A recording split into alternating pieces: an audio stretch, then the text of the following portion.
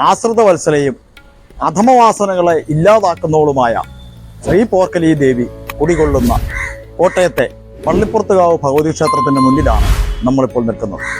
ആശ്രിതവത്സലയായി അമ്മയെന്ന് വിളിച്ചാൽ അഭയമേകുന്ന പള്ളിപ്പുറത്തുകാവിലമ്മയുടെ ചരിത്രവും ഐതിഹ്യവുമെല്ലാം നമുക്ക് ഈ വീഡിയോയിലൂടെ കാണാം, അറിയാം. കേരളത്തിലെ ഭദ്രകാളി ക്ഷേത്രങ്ങളിൽ വളരെ പ്രധാനപ്പെട്ട ഒന്നാണ് കോട്ടയം കോടിമത പള്ളിപ്പുറത്തുകാവ് ഭദ്രകാളി ക്ഷേത്രം. വളരെ നാളുകൾക്ക് മുമ്പ് തന്നെ, നൂറ്റാണ്ടുകൾക്ക് മുമ്പ് തന്നെ ഈ ക്ഷേത്രം ഇവിടെ ഉണ്ടായി.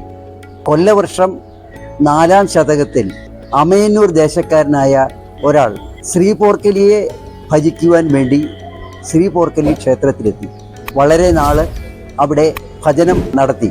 ഒരു ദിവസം രാത്രിയിൽ അദ്ദേഹത്തിൻ്റെ മുന്നിൽ ദേവി പ്രത്യക്ഷപ്പെട്ട് ഇനിയും ഇവിടെ ഇരുന്ന് ഭജിക്കേണ്ട എന്നും നാട്ടിൽ ചെന്ന് ഭജനം തുടർന്നാൽ മതി എന്നും പറഞ്ഞു. അവിടെ ദേവി നിർദ്ദേശിച്ചതനുസരിച്ച് ഒരു വാൾ ഉണ്ട്, അതുകൂടി എടുത്തുകൊണ്ട് പോരണം എന്ന് പറഞ്ഞു. അദ്ദേഹം ഉണർന്നപ്പോൾ ചുറ്റും നോക്കി ആരെയും കണ്ടില്ല. ആ വാളുമായി അദ്ദേഹം കുമാരനെല്ലൂർ ക്ഷേത്രത്തിലെത്തി. ദേവിയുടെ പ്രധാനപ്പെട്ട ആയുധങ്ങളിലൊന്നായ നാന്തകം വാളായിരുന്നു അത്. ആ വാള് വെച്ച് പൂജിക്കുന്നതിന് ഒരു സ്ഥലം കുമാരനെല്ലൂർ ദേവസ്വം ഊരാഴ്മക്കാരോട്, ഉടമസ്ഥരോട് ചോദിച്ചു. കുമാരനെല്ലൂർ ദേവസ്വത്തിലെ ഉത്സവം 28 ദിവസമായിരുന്നു ഉണ്ടായിരുന്നു. എല്ലാ ദിവസവും ആറാട്ടുമുണ്ട്. അതിലൊരു ദിവസത്തെ ആറാട്ട് കൊടൂരാറ് എന്ന കോടിമത പ്രദേശത്തുകൂടി ഒഴുകുന്ന പുഴയിലായിരുന്നു. അതിനടുത്ത് ഒരു ഭവനവും ഉണ്ടായിരുന്നു. കുമാരനെല്ലൂർ ദേവസ്വത്തിൻ്റെ കീഴിലുള്ള ആ ഭവനത്തിൽ ആ വാള് വെച്ച് പൂജിക്കുന്നതിന് ദേവസ്വം അനുമതി നൽകി. അങ്ങനെ അദ്ദേഹം ഇവിടെ വന്ന് ഈ ഭവനത്തിൽ വാള് വെച്ച് പൂജ തുടങ്ങി. കൊട്ടാരത്തിൽ എന്നായിരുന്നു ആ ഭവനത്തിൻ്റെ പേര്. കാലങ്ങൾക്ക് ശേഷം അവിടെ ഒരു ദേവീക്ഷേത്രം രൂപം കൊണ്ടു. ഇന്ന് കാണുന്ന പള്ളിപ്പുറത്തുകാവ് ഭദ്രകാളി ക്ഷേത്രം അങ്ങനെയാണ് ഉണ്ടായത്. കുറച്ചു കാലങ്ങൾക്ക് ശേഷം വാളിൻ്റെ സ്ഥാനത്ത് ഒരു ബിംബം പണിത് ആ ബിംബത്തിലെ വൈദിക ആചാരപ്രകാരമുള്ള പൂജകളും മറ്റും തുടങ്ങി. ഭദ്രകാളി മറ്റപ്പള്ളിയാണ് ഇവിടുത്തെ ക്ഷേത്ര തന്ത്രി. ഇരു കൈകളിലും ദാരികനെ ശൂലത്തിൽ കോർത്ത് എടുത്തിരിക്കുന്ന രൂപവും മറ്റു കൈകളിൽ വാള്, പരിച, തലയോട്ടി തുടങ്ങിയ ആയുധങ്ങളുമായിട്ടുള്ള ഒരു രൂപമാണ് ഇവിടെ. 8 കൈകളോടുകൂടിയ രൂപമാണ് ഉള്ളത്. ഇത്തരം രൂപവും കേരളത്തിലെ മറ്റ് ഭദ്രകാളി ക്ഷേത്രങ്ങളിലെന്നല്ല ഒരു സ്ഥലത്തും ഇല്ല എന്നാണ് അറിയുന്നത്. ക്ഷിപ്രപ്രസാദിയാണ് പള്ളിപ്പുറത്തുകാവിലമ്മ. മനസ്സറിഞ്ഞ് പ്രാർത്ഥിച്ചാൽ ദേവിയുടെ അടുത്ത് വന്ന് പറയുന്ന സങ്കടങ്ങളെ എല്ലാം പരിഹരിക്കുന്ന അമ്മയായി ഈ ദേശക്കാരും നാട്ടുകാരും വിദേശങ്ങളിലുള്ളവർ പോലും ഈ ക്ഷേത്രത്തിൽ വന്ന് ഭജിക്കുന്നുണ്ട്. ക്ഷേത്രത്തിൽ ആദ്യം ഒരു പ്രതിഷ്ഠ ഉണ്ടായിരുന്നു. അതിനുശേഷം ശില കൊണ്ട് 8 കൈകളുള്ള ഭദ്രകാളി ദേവിയുടെ ബിംബം കൊത്തി അതാണ് ശ്രീകോവിലിൽ ഉള്ളത്. ഈ പ്രതിഷ്ഠ നടത്തിയത് മേടമാസം 10-ാം തീയതി 10-ാമതേ ദിവസമാണ് ഈ പ്രതിഷ്ഠ നടത്തിയത്.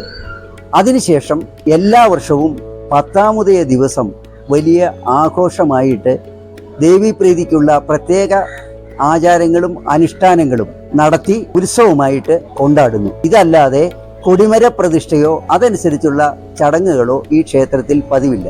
ഇവിടെ പ്രധാന വഴിപാടായി നടക്കുന്നത് തീയാട്ട് എന്ന അനുഷ്ഠാനമാണ്. എല്ലാ ദിവസവും നടയിൽ തീയാട്ട് എന്ന തീയാട്ടും പ്രത്യേക ദിവസങ്ങളിൽ വലിയ തീയാട്ട് എന്ന ചടങ്ങും നടക്കും. ക്ഷേത്ര നാലമ്പലത്തില് ദേവിയുടെ കളം 5 നിറങ്ങളിലുള്ള പൊടികൾ കൊണ്ട് വരച്ച് അതിൽ പൂജകളും മറ്റ് അനുഷ്ഠാനങ്ങളും ചെയ്തതിന് ശേഷം ആ ദേവിയുടെ രൂപം ധരിച്ച് നടയ്ക്ക് നേരെ വന്ന് അതിനുവേണ്ടി പ്രത്യേകം തയ്യാറാക്കിയ സ്ഥലത്ത് നൃത്തം ചെയ്യുന്ന ഒരു ചടങ്ങാണ് തീയാട്ട്. തീയാട്ടിന് ശേഷം തീയാട്ടിൽ ധരിച്ച കിരീടം അഥവാ മുടി അഴിച്ച് ഭക്തജനങ്ങളെ ഒഴിയുന്നു. സർവ്വവിധ ദോഷങ്ങളും തീരുന്നതിനും ഐശ്വര്യം കൈവരിക്കുന്നതിനും ഈ ഒഴിയൽ വളരെ പ്രധാനമായി ആളുകൾ കരുതുന്നു. വലിയ തീയാട്ട് ഇപ്പോൾ മിക്കവാറും എല്ലാ ആഴ്ചകളിലും 2 അല്ലെങ്കിൽ 3 എണ്ണം നടന്നു വരുന്നുണ്ട്. ഇതുകൂടാതെ ചിങ്ങമാസത്തിൽ മഹാഗണപതി ഹോമം, പൂജവയ്പ്, കുംഭഭരണിയോടനുബന്ധിച്ചുള്ള കാര്യങ്ങൾ, കർക്കിടക വാവ് ഇവിടെ ആഘോഷിക്കുന്നുണ്ട്. മീനഭരണി ദിവസം ഗുരുതിയോടുകൂടിയ മറ്റ് ചടങ്ങുകളും ഇവിടെ നടക്കുന്നുണ്ട്. ഗരുഡൻ തൂക്കം വളരെ പ്രധാനപ്പെട്ട ഒരു വഴിപാടായിട്ടാണ് ഈ ക്ഷേത്രത്തിൽ നടക്കുന്നത്. 10ാമത് ദിവസം നടത്തുന്ന കുംഭകുടത്തിൽ രാവിലെ എണ്ണക്കുളം ഉണ്ട്, മഞ്ഞൾക്കുടം ഉണ്ട്. അതിനുശേഷം നടക്കുന്ന കുംഭകുടത്തിൽ ഈ നാട്ടിലെ മുഴുവൻ ആളുകളും പങ്കെടുത്ത് വലിയ ഒരു ഉത്സവമായിട്ടാണ് നടക്കുന്നത്. 10ാമത് ദിവസം രാത്രിയിൽ അതുമായിട്ട് ബന്ധപ്പെട്ട ചടങ്ങുകൾ കഴിയുകയും അതിന് പിറ്റേ ദിവസം തൊട്ട് തന്നെ പഴയ രീതിയിൽ തന്നെ പൂജകളും മറ്റു കാര്യങ്ങളും നടന്നു വരും.